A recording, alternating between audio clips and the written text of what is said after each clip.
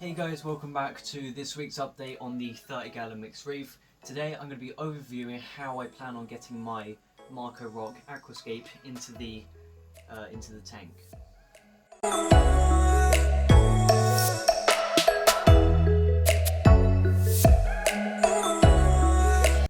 So in the past couple uploads, I've been showing me. I'm going to be showing you how I've been building all of this scape. It's took me a week exactly. I think I'm about done with it. I've completely overviewed it.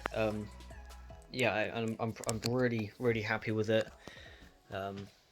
There's lots of archways, bridges, branches, plates, lots of places for coral, and lots of space for fish to swim around. I've measured it all very precisely. It will fit in the tank, leaving about an inch or two space from the front glass, allowing me to still clean the glass. So yeah, I'm really happy with the escape. It's gone really well. It's taken a lot of time, a lot of stress, and not too much money. I thought it'd be a little bit more expensive, but all I bought was 2 pots of this stuff here, which is the Nios Reef cement. They were 15 each, so that's £30, and 2 tubes of putty, which were at the back there, which were 5 each, so £25. And this is done. I already had the rock sitting outside, so I just used that. I've still got loads of it under here, all smashed up. This is all the spares that I had. So still lots to use for future tanks. Also, everything out of this tank will go outside into the in the shed for later use. So when I do the change over from the rock, obviously there's a lot of biological bacteria in the rocks. Some really good bacteria in there. When I take all that rock out, I'm going to lose all of that, and we're going to have to wait for new bacteria to populate in the new rock. So what I've purchased is some Fritzzyme 9.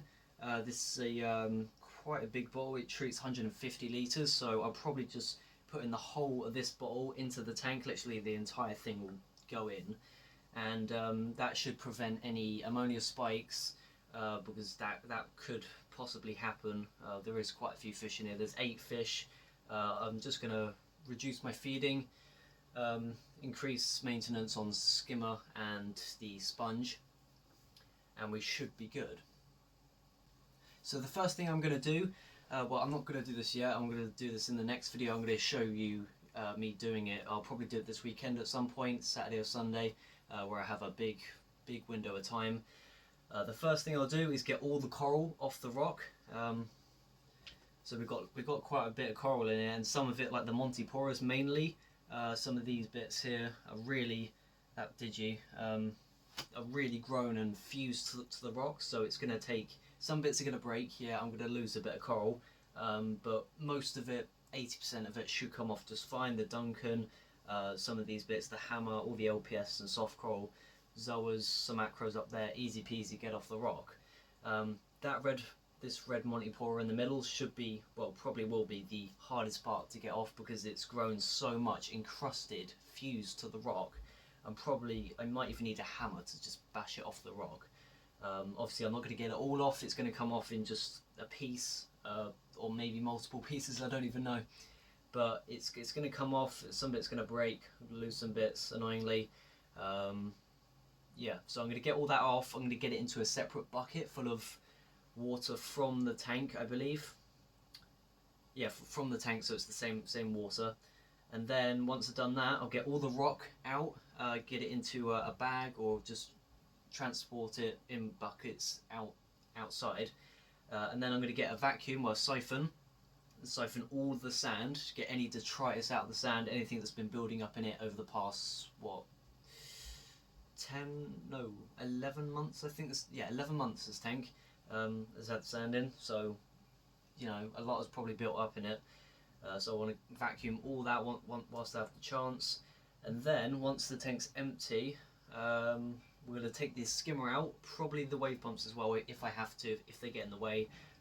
So I'm going to take that skimmer out. I'm going to give it a clean whilst it's out the tank, because I haven't done that in like 4 or 5 months clean, and the pump's probably very dirty.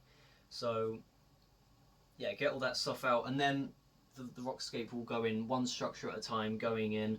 The piece that's going in this side, I'm going to put both scapes in this side because I've got a brace bar. One scape's going to go in here, and then I'm going to slide it along, and then the second piece will go in, and then I'll put it there, and then I'll rotate them the way I want them, push them back as much as I can afford to, so I have plenty of glass space to clean it with. A good thing about me doing this is, well, there are some bad things. I'm going to lose a lot of biological beneficial bacteria. Also coralline as well, I'm going to lose that. Not that there's much on there, but I'm going to lose that stuff. But the good things that I'm going to get rid of is any traces of cyanobacteria still on the rocks, aphantasias mainly, hair algae, any types of algae that's on it, bits of pulse coral. I did a video on that maybe about a month ago, moaning it's so bad that pulse corals is everywhere. I spent an hour trying to brush it off and it's still come back, it's not gone. So removing all this rock is going to get rid of that completely. I'm not putting another polyp of pulse coral in this tank ever again. Yeah, so it's going to get rid of all that stuff, that's a good thing. All the nasties that's in the tank. And then when we put this scape into the tank, it's going to probably attract algae quite a bit because it's new fresh rock. It's completely dead, no bacteria on it, so stuff's going to try and grab hold of it, such as dinoflagellates might get that because my nutrients are pretty low and they like to thrive in those kind of fresh new rock and low nutrients. That tends to rear its head in. I did get that at the start of the tank. I'm going to be very careful about the fish when I take all this rock out. Obviously my hands are going to be in the tank and flow's going to be all weird and stuff. So the fish, well mainly the wrasse, I'm going to have 1, 2, 3, I have 4 wrasse in here at the moment.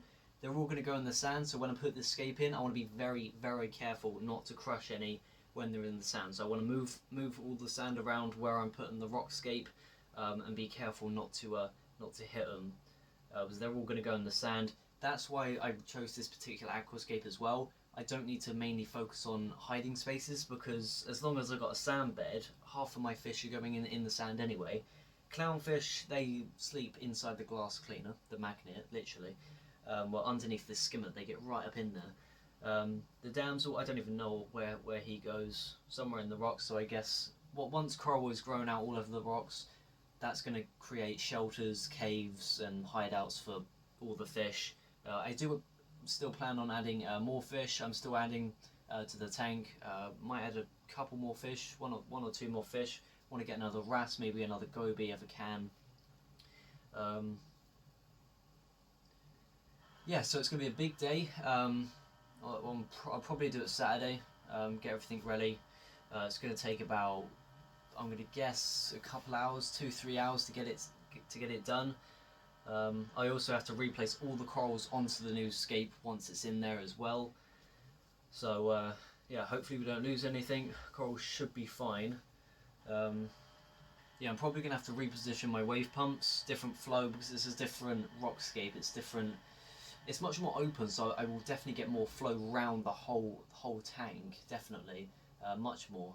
So I might have that angle differently, maybe slightly higher up, I think. But we'll see when we get it into the tank. Yeah, I'll show you guys that video. I'll probably upload it next Monday, depends when I get this done. If I get it done Saturday, I should get the next video up for Monday, which will be a very big, exciting video to do. I was planning on doing this a bit later, maybe Thursday, Friday, but I didn't want to leave it too late, and I have plenty of time now, so I thought, why not explain how I'm planning on getting this scape into the tank.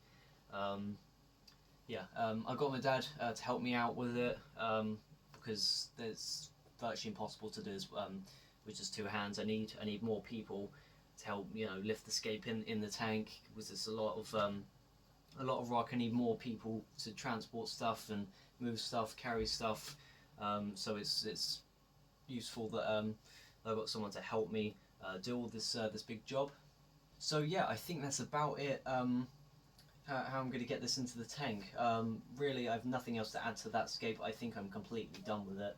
I got nothing else to add, no bits of rubble. I've tried every single piece in every single position I can think of, but nothing else looks right. That looks completely perfect. I'm 100% happy with it. And I've checked every square inch of that scape. I've tried to bash it and that. It's completely rock solid. It's all one structure. Well, two separate structures. Yeah, it's rock solid. I was afraid of hitting it and it'd all fall apart, but no, it's surprisingly, I didn't think it'd be that strong. But that cement, alright, if you want to get some cement, you want to go for that Nios cement. Really, really hard stuff. And it's not even that expensive, £15, and you could get quite a lot of use out of it. I had to use 1.5 pots of that. So what's that? 25 quid for that this kind of size tank. That's not bad. And it's really, really good stuff, that. So I really recommend you get that if you plan on doing something like this. So I think that'll do it for this week's update. Just a quick overview of what the plan is. I will upload next Monday, probably Monday or Tuesday. Doing it, so that'll be a very good video. Looking forward to making that.